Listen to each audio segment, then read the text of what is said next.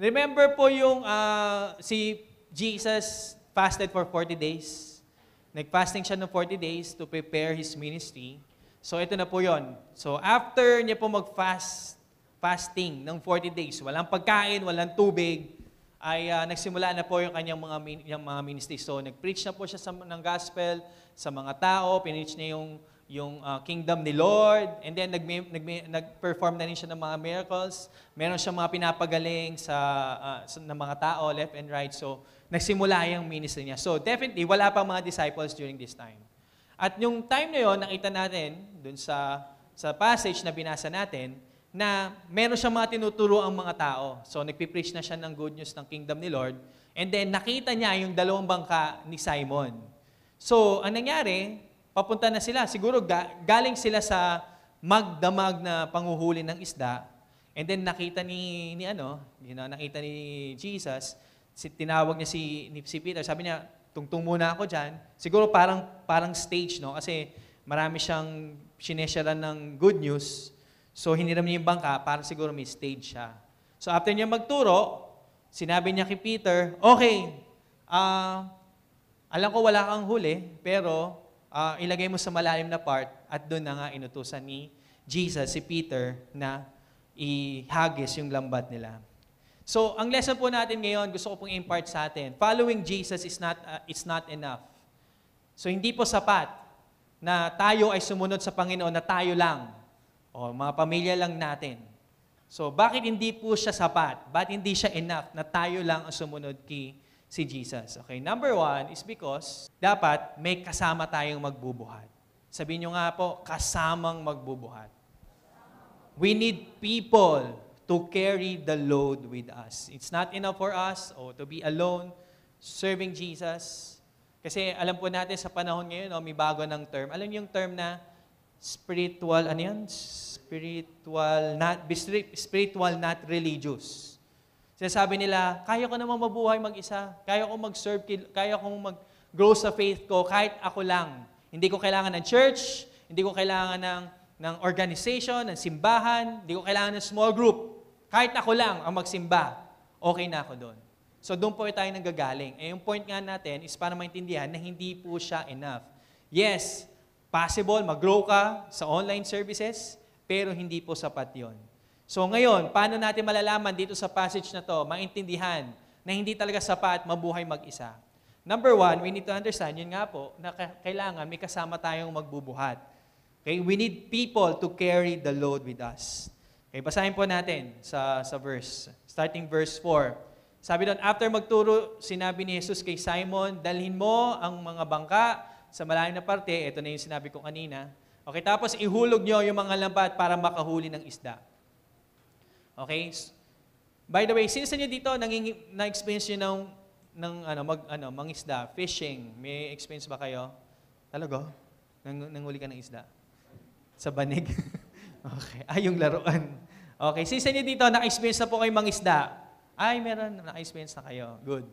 Okay. According to my research, para hindi ako yung sisihin nyo, yung research ko. Sabi nila, the best time to catch the fish is during nighttime pa umaga. Tama? So, dapat ganun daw talaga marami manghuli. Lalo na yung mga mangisda natin dito sa Pilipinas. Madalas nanguhuli sila ng isda, nagsisimula sila pumalaot sa gabi. Babalik nyo na madaling araw. Bakit? One of the reason is, hindi yung mga isda kasi, hindi yan takot sa ilaw. Hindi yan takot sa ilaw, kundi yung mga isda kasi, ayaw nila nung temperature sa umaga. Diba? Tayo nga, ayaw nga natin bumilad sa araw, yung mga isda pa kaya. Diba? So ayaw nila bumilad. So ang tendency, pag mainit, may liwanag na at mainit, tanghali, bababa talagang isda sa Pero umaangat sila pag gabi. Okay, so doon sila nagliliwaliw pag gabi, no? So, imagine, yun nangyari dito, magdamag na nanghuli si Peter sa kayong mga kasama niya. Silang mga mangisda, yung mga kasama niya mangisda, ito yung mga naging disciples ni Jesus Christ. So, imagine this. Mga expert na mangingisda to, tama? Ito yung hanap buhay nila. So, wala silang alam gawin na trabaho, o meron naman siguro, pero ito talaga yung expertise nila. Tama? And then sinabi ni Jesus, Pumunta ka sa malalim na parte, imagine ito picture this with me. Madaling araw, pagod na pagod sila Peter, tapos hiniram pa yung bangka nila. So, dahil si Peter, may idea siya. May idea siya kung sino si Jesus. So, pinahiram niya yung bangka na yun. By the way, wala silang huli, magdamag, zero. Zerong isda yung nahuli nila. Pagod, walang nahuli, discouraged, right? So si Jesus, pumasok na si Jesus, and then sinabi ni Jesus, sabi niya, pahiram naman ako ng bangka mo, sasakay ako dyan, magpipreach ako. Okay, fine, ganyan. So pinahiram siya. Come to think of this, paano pinagbigyan ni Peter si Jesus? Diba parang ito yung first encounter niya. Kung ikaw yung may-ari ng bangka, first time mo makilala yung tao, pahiramin mo ba? Hindi, di ba? For example, kotse nyo, may dumaan dyan na lalaki. Di ba? Sabihin, Aaron, pairam naman ang kotse mo. Papahiram mo, bro? Hindi, di ba? Who you? Di ba? Gaganong ka Who you? Pero, come to think of it, bakit si Peter, hinayaan niya si Jesus Christ na hiramin yung bangka? You know reason for this? Is because, una, mga Hudyo sila. So sa culture ng mga Jews, pag may bagong rabbi, matunog yan. Uy, may bagong rabbi, siguro okay yan, ganyan. So parang dito, sa church natin, sa Victory, may bagong preacher. Uy, may bagong preacher, malupit. Pastor Elmer? Elmer daw yung pangalan, di ba? Sige nga po tayo. So may ganon. So kaya, and at the same time, this is not the first time na na-encounter ni Peter si Jesus Christ. In the previous verses, in the previous chapter, may kita natin, nagkasakit yung mother-in-law ni Peter. Yes, may asawa si Peter, okay? Si Saint Peter, may asawa siya. Okay? Tapos, may mother-in-law siya. Nagkasakit yung mother-in-law niya, nandun si Jesus, pinag-pray yung mother-in-law niya. Yun yung first encounter ni Peter. So, we can safely assume po sa time na to na, okay, kaya siya pumayag kasi somehow kilala niya si Jesus Christ from afar. Tama? Hindi man personal, wala pang personal encounter, relationship, pero at least kilala niya. Okay? Kaya pinagbigyan niya. So, going back, so tumungtong siya sa tubig, then napagbigyan niya, tumungtong siya pinahiram yung bangka, nakatapos yung preaching niya, and then akala ni Peter, tapos na. Hanggang dito na lang yung panghiram. Yung pala, sabi niya, wala kayong huli, di ba? parang napipicture ko, parang si Peter, of course, wala kayong huli, di ba? Nangaasar ka ba? Parang ganun. Pero sabi ni Jesus, hindi, pumunta kayo sa malalim na part. So, ibig sabihin, malalim na part, parang ilang metro lang galing sa pangpang nun, di ba? Sinabi niya, di ba? Dalhin mo ang bangka sa malalim na parte ng lake. So, siguro, a few meters lang yun away dun sa seashore. And then, come to think of it, ikaw si Peter. Ano kayo papagawa niya? Sabi niya, and then, itapon mo, sabi doon, ihulog nyo ang mga lambat para makahuling ng mga isda. Imagine si Peter, ikaw si Peter. Wala ngang huli. Magdamag na nga kami. Wala nga kaming huli. Tapos, nandun pa kami sa pinakamalalim side ng lake ng Gennesaret. Wala talagang, gets nyo ba? Samay ni Peter. Ganun tumatakbo sa kanya. Wala ngang huli. So, reluctant siya. Tapos, sinabi niya, tapos sasabihin mo, a few meters lang, konting lalim lang, makakahuli kami, ihagis namin. Hello, it doesn't make sense.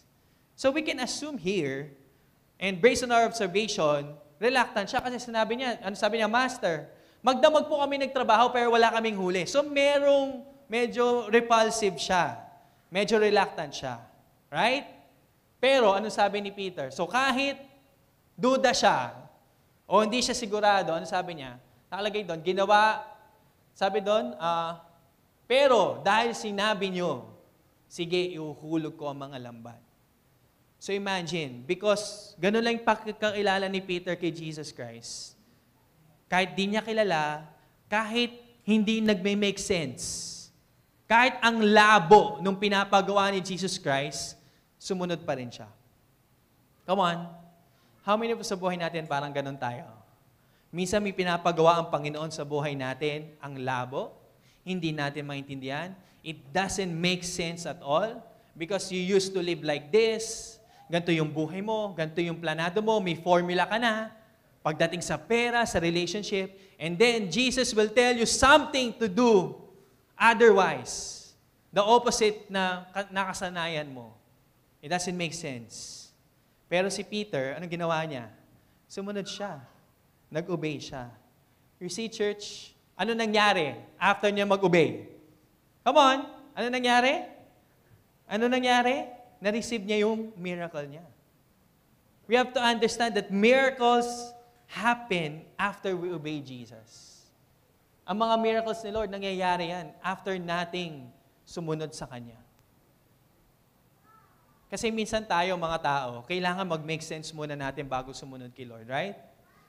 Dapat mag-align muna sa feelings natin. Kailangan mag-align sa emotions natin bago natin sunod. Dapat convenient sa atin bago sumunod kay Lord. Pero look at how Peter responded. Even if it doesn't make sense. Lahat ng reason sinabi na niya, nagdududa siya, pero dahil ikaw yan, Jesus, dahil somehow kilala kita, walang ano, susundin kita. Church, may ganun din si Lord sa buhay natin. May mga times na papagawa sa atin si Lord na hindi mag-make sense. May mga times na papagawa sa atin si Lord na inconvenient sa atin. Come on. Pero, alam natin na pag sinabi ni Lord yun, kailangan natin sundin. Alam niyo bakit? Kasi pag sinunod natin siya, may milagrong mangyayari. How many of you here, you want to receive the miracles of God in your life?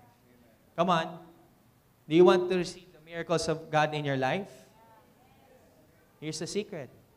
Obey Him, even if it doesn't make sense. Obey Him, even if it's inconvenient to you. Obey Him, because there's a miracle behind your obedience. Pag sumunod tayo kay Lord, may milagrong mangyayari. So, ano nangyari? So, when they obeyed, ano nangyari? So, nag-obey na sila. Paghagis nila nung lambat, ano nangyari doon? Nakahuli sila ng napakaraming isda. At halos mapunit ang mga lambat nila. So, imagine, I'm just imagining, napanood ba yun sa The Chosen? Itong part nun sa The Chosen, ganda nun eh. Doon sa part ng The Chosen, nakatungtong sila doon. So, kasama niya sino ba yon? Si Andrew. Okay, si Andrew, tinapon nila yung lambat, dalawa sila. And then, sobrang daming huli. Na to the point na hindi nila mahila ng maayos. Na kailangan nilang tumawag ng saklolo. Ano yon? Sinensyahan. Oh my God, di kita lang makuha. Sinenyasan. Yes! Sinenyasan. Ayun, sinenyasan. Ito, Pinoy version na to, pinapahirapan ako eh. Think with me, guys. Kung si Peter lang yung bumuhat, anong mangyayari? Daming harvest, oh. Daming huli. Kung si Peter lang yung humila, anong mangyayari? Wala. Mapupunit na nga sa sobrang dami, sa sobrang bigat eh. It's either masaktan niya yung sarili niya, mapunit, mawala yung grip niya, makawala yung harvest. Church, we have to understand na kailangan natin ng kasamang magbubuhat. Kasama natin magbubuhat sa harvest. You see, hindi po aksidente na nandito kayo sa Taytay. Hindi aksidente na nandito kayo sa Karatig City ng Taytay, Angono, Binangonan, Cardona. Hindi po aksidente na nandito kayo. May purpose si Lord. Kung kami lang ni Pastor Elmer, parang si Peter, ang bubuhat ng harvest, ano mangyayari? It's either masaktan kami, dahil hindi namin kaya, ma-frustrate kami, parang si Peter, or at the same time, mawala yung harvest. Bakit? Kaming dalawa lang yung bubuhat eh. Ako lang yung bubuhat. Kaya church, kasama namin kayong bubuhat dito. Kailangan namin kayo dito sa ministry natin sa Taytay. As we plant church here in Taytay, kasama po kayong lahat. We need your help. Kasama namin kayong bubuhat. Pag bubuhat, inconvenient yan. Okay, ako na po magsasabi sa inyo. Pagpunta kayo ng church, gusto nyo lang, presko, dagdag 100 points sa langit, ganyan. Kung yan lang po yung purpose nyo, kulang po yan, hindi po yung sapat. Pero kung kayo po ay pipiliin nyo na, okay, this is my church. Kasama akong bubuhat sa church na to. Guess what? Hindi po siya madali kasi may hihilahin tayong harvest. Di ba? Na-experience na po ba yun? Nag-follow up ka ng one-to-one small group, dinisciple mo, ang hirap para sa iyo. Come on. Maganda po yun. Bakit? Ramdam mo na bumubuhat tayo sa harvest. Come on. Naniniwala po ako na dito sa Taytay, mag-grow po tayo. Come on. Look around you. Ang dami pa pong upuan na bakante dyan. Para sa mga taga-Taytay yan. Sa mga taga-Angono na gustong-gustong umatin ng church natin, makilala ang Panginoon. Come on. Kaya po tayo, mag-invite po tayo. Hindi lang dito sa church natin. Ultimo kayo mismo, pag may pagkakataon kayo, kausapin sila, i-share yung gospel sa kanila. Come on, church. Buhatin natin sila. Sama-sama tayong bubuhat. Hindi po aksidente na nandito kayo ngayon. Huwag po nating hayaang mawala yung harvest. Amen po ba? Pero come to think of it, no? Bakit po kaya nahihirapan si Peter? But before that, we can lose our most awaited harvest if we don't work together. We must carry the load together. Diba? Maaring mawala yung harvest, church. Huwag nating hayaang mawala yung harvest kung di tayo magtutulungan. Kailangan na magkakasama po tayo. Amen? Sabi mo sa tabi mo, kasama kita. Sa kabilang side, sabi mo, bubuhat tayo. Come on. Sayang no? Sayang yung harvest kung wala tayong kasamang magbuhat. And I was thinking, bakit kaya reluctant si Peter? Yes, sumunod si Peter. Bigayin natin yung credit kay Peter. Oh, sumunod si Peter. Yan, may miracle tuloy. Pero ba't kaya siya reluctant? Ba't pa siya nagreklamo? Ba't pa siya nagsabi, magdamag na kami ng ahuli? Pero walang nangyari. Bakit may mga ganong reasoning siya? Diba? Ba't kaya siya reluctant? Some of us prefer to be alone. I was thinking, ba't kaya ganun mag-isip si Peter? Alam niyo bakit? Tingin ko lang, I think the reason why ganun yung reaction niya is because rejected na siya magdamag Wala akong huli. Wala kaming huli. Rejected na ako. Tapos sasabihin mo, nabibigyan mo pa ako ng another chance na manghuli ng isda. Ayoko uling ma-reject. Come on. Bad trip na nga sila, magdamag Walang huli. Tapos, bibigyan mo pa ako ng chance naman. Naalala ko tuloy yung minute ni Black Widow, si Ronin, si Hawkeye. Nabada yung Avengers? Sabi ni the Hawkeye, don't do that. Don't give me hope. Parang ganon. So parang ganon yung picture dito. Parang sinasabi ni Peter, don't give me hope. Marireject na naman ako. But come to think of it, diba? Kung natatakot si Peter na ma-reject na naman, dahil wala na naman siyang manghuhuli, come to think of it, sinong gumawa ng isda? Sinong gumawa ng dagat? Si Jesus ba nandoon sa creation? Ever since the beginning. Aman. Kung yung isda hindi takot sumunod kay Jesus, so bakit matatakot si Peter sumunod kay Jesus? Come on, church. Bakit kailangan matakot ni Peter o maging reluctant siya kung in the first place, ang gumawa ng isda ay si Lord? Na pag sinabi ni Lord na may huli ka, may mauhuli ka dahil hindi tatanggi yung isda dahil siya yung gumawa nun. Sometimes we're having a hard time po mag-build sa church. Atin na lang ako dito, week in and week out. Nahiya tayo ma-reject, nahiya tayo ma-hurt. Come on, it's part of a church. You will get hurt in the church. I will get you. Minsan nga, preaching pa lang, nasasaktan ko na kayo Ito po yung kumbaga, produkto ng church. Minsan, magkakasakitan tayo, magkaka-offendan tayo. Pero hindi yun yung focus Ang maganda sa church naman natin, nag-uusap. Tama? Kaya natin mag-usap. Kaya natin pag-usapan. Kaya magpatawad. Come on. Kasi, yun naman yung purpose natin sa church So, bakit tayo matatakot? Sumubok. If God said something that we should be doing, sinabi ni Lord, rooted ka dito. Mag-invest ka dito. Mag-invest ka sa buhay ng taong to. Tulungan mo tong taong to. Huwag tayong matakot. Bakit? Kasi si Lord gumawa din dyan Ano bang wino-worry natin? Provision ni Lord? Pinasunod nga ni Lord yung isda how much pa po tayo na anak niya? Amen? Ano ba yung mga words natin? Ano ba yung mga takot natin para sumubok? Para kilalanin yung kasama natin sa church, para bumuhat together. Alright? So it's not enough for us to follow Jesus alone because may kasama tayong dapat magbuhat. So kung ano man yung hesitations natin, come on church, God is here. He will never, never let you go. Amen? We need people to carry the load with us. So it's not enough for us to follow Jesus alone because number one, kailangan natin ng kasamang magbubuhat. Pangalawa po, kailangan natin ng taong maipaglakbay sa atin. Kailangan natin ng mga taong maiki-journey sa atin. Anong journey? Anong paikilakbay bang sinasabi mo? Una, journey to cast our fears to Jesus. Ano ba yung journey? Ano ba yung paglalakbay? Maikipaglakbay sa atin sa faith.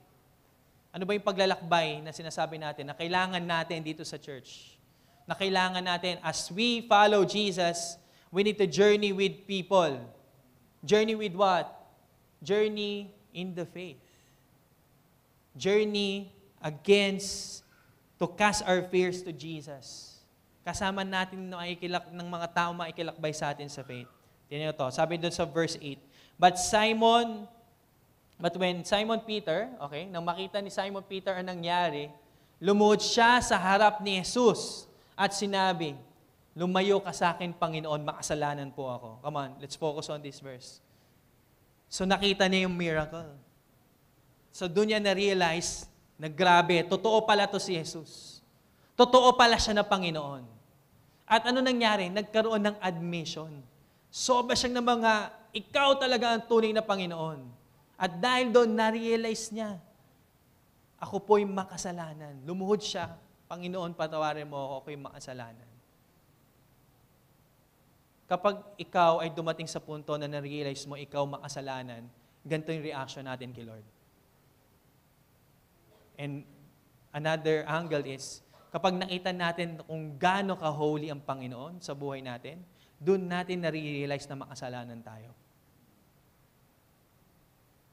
But what's good about Peter is that there is admission. Alam mo yung nakakalungkot sa church minsan? May mga taong umaati ng church, nagwo-worship, nagsiserve, pero kalos na yung puso nila. Parang hindi nila makita na ang prideful pala nila. Hindi nila makita na, alam mo yun, makasalanan pala. May mga areas sa buhay nila na hindi na mag-give up. Nakalos na yung puso nila. Yun po yung nakakalungkot. Pero once you encounter God, and you realize that you are a sinner, that's a powerful moment for us. Because tayo, i-admit natin yun sa Panginoon na tayo makasalanan. That's like what happened kay Peter. Nakita niya napatunayan niya na ito talaga si Lord. Nagkaroon siya ng encounter kay Lord, to the one and true God. That's why siya po ay umamin na makasalanan. Ba't kaya tayo minsan, hindi tayo umaamin ng kasalanan natin? Tingin nyo bakit? Could it be na hindi pa talaga natin na-encounter ang tunay na Panginoon? Hindi pa natin siya nakikilala? But here in the story that we read, di ba? Na-encounter ni Peter, na-experience yung miracle even if reluctant siya, at umamin siya na makasalanan siya. Amen. Pero ano yung kagandahan dito? Nung umamin si Peter, sinisi ba siya ni Lord? Amen. Binilame ba siya ni Lord? Ano nangyari? Hindi. Pinurgive siya ni Lord. Pinatawad siya ni Lord. So bakit tayo nahihirapang lumapit kay Lord? Bakit tayo nahihirapan umamin sa mga kasalanan natin, humingi ng kapatawaran kay Lord? Kung alam naman natin na ganun-ganun lang, papatawarin tayo ni God. Alam nyo, nakikita kong reason? Kasi sanay tayo, sa nature natin, sa culture natin, kapag yung tao, alam mo may kasalanan ka, markado ka. Diba? Since dito nag-sorry na kayo sa isang kaibigan. Aman. Tapos, after noon, nagbago yung tingin sa inyo. Yung parang wala na, hindi ka na kaibigan. Hindi ka na uli pinapansin. Hindi ka na pinapautang. Dapat lang. Hindi, joke lang. Aman. Ganun yung notion natin eh. Kaya tayo nahihirapan mag-sorry kay Lord. Kasi feeling natin, i-reject tayo ni Lord. Feeling natin, magbabago ang tingin sa atin ni God. Totoo ba yon? Hindi. So kapag tayo ay nag-admit sa mga kasalanan natin, at inamin natin sa Panginoon yung pagkakamali natin, tayo ay Kanyang patatawarin. Amen? Hindi nagbabagong Panginoon. Sabi nga ni Josh kanina, our Lord, our God is the same yesterday, today, and tomorrow. But actually, let me correct myself, magbabago ang Panginoon pala pag nag-sorry sa Kanya. Alam mo bakit? Kasi magbabago siya because bibigyan ka pa niya ng extra grace. Bibigyan ka niya ng extra comfort. Bibigyan ka niya ng extra love. I mean, love ka na niya, pero mas paparamdam pa ng Panginoon sa'yo yung tunay na pagmamahal niya. Come on, church. Sa tao, pag nag-sorry ka, walang love na. Come on, markado ka eh. Pero tao yun eh. Huwag natin ikumpara si Lord sa mga tao. Si Lord, pag humingi tayo ng kapatawaran, papatawarin niya tayo. Ang kilang talaga is admit natin sa sarili natin yung mali natin. And He will just be right there to forgive us. Amen? Sa inyo, excited na kayo umamin kay Lord? Okay? Sa inyo, excited nang mag-sorry God, maghumingi ng kapatawaran? Hindi, seriously, come on. Because that's the only time that you will get encouraged. People will reject you, but God will never reject you. His love for you is the same. Amen? Gabi, no? Nakaka-encourage si God. I don't know about you, pero nakaka-encourage na. The only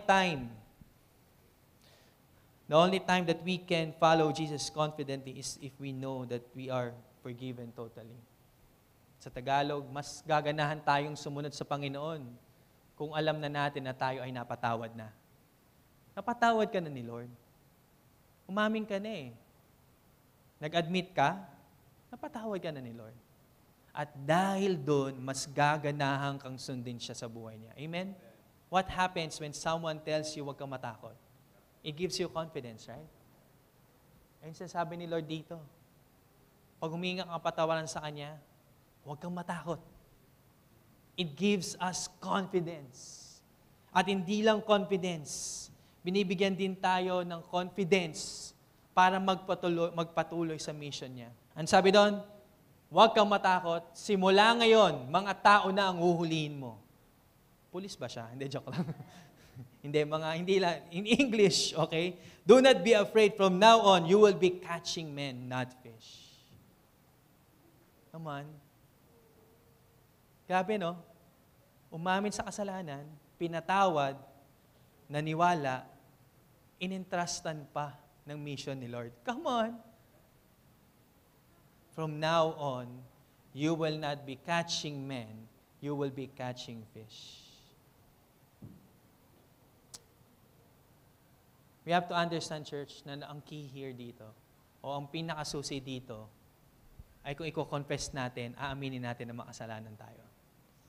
At dahil inamin natin na makasalanan tayo, papatawarin tayo ng Panginoon, tatanggalin niya yung mga takot sa atin, at ipapahayag pa niya sa atin yung tiwala niya at kaya niya tayong gamitin to catch the harvest. And you see, and after this, it's already history. Dahil kay Peter, after noon, sabi doon sa last verse, nang madala nila ang mga, simula ngayon, mga tao na huliin yon, nang madala nila ang mga bangka sa pangpang, iniwan nila ang lahat at sumunod kay Jesus. They left everything to follow Jesus. You see, church, God is calling us the same way. It started with Peter. Nagsimula lang yung Peter. Because there is a bigger mission. Tara, church, buhat tayo. Okay lang? Sama-sama tayong mag-journey together. Okay lang ba sa inyo? As your pastor here, I don't think na nandito lang kayo para umupo. Hindi lang kayo nandito para ma-feed ng word ni God. Ang ganda ng word, na-encourage ako, na-bless ako. May reason ba't po kayo nandito ngayon. Gagamitin po kayo ni Lord. Dahil may mga kaibigan, kamag-anak, katrabaho kayo na taga-Taytay na kailangan marinig ang kanyang salita. Na may encourage. Hindi nyo alam. Baka may mga kaibigan kayo sa paligid nyo, tao sa paligid nyo na gusto na mag-suicide. Pero pag ginamit kayo ni Lord, sabihin sa inyo ni Lord, pag-pray mo yan. Encourage mo yan. O, kumusta ka?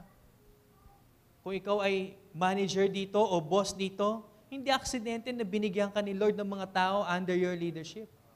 Kumustahin mo sila. Kasi baka ang tingin nila sa'yo, terror na boss eh. Pero pag bumaba ka sa kanila, kumustahin mo man sila, mabubura yung mindset na yon. At masasabi nilang totoo ang Panginoon. Come on, church. Sama-sama tayong bubuhat. Amen? Sama-sama tayong magjo-journey.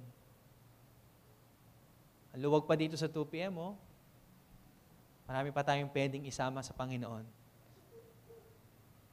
Come on, can we do this, church? Can we do this? Amen. Can we give God praise for that? Ano ba yung point ko po this afternoon? Isa lang po yung punto ko ngayong hapon na to. Tinawag tayo ni Lord na sumunod sa Kanya na may kasama. Tinawag po kayo ni Lord dito sa Taytay, hindi para mag-isa, kundi may kasama. Ang masaya dito sa Taytay, we love the culture of families, di po ba? But I hope that we will extend our lives to other families, to other people here. Let's journey together. Amen? It's not enough to follow Jesus alone because God has called us to follow Him together. Sama-sama po tayong i-follow siya. Amen?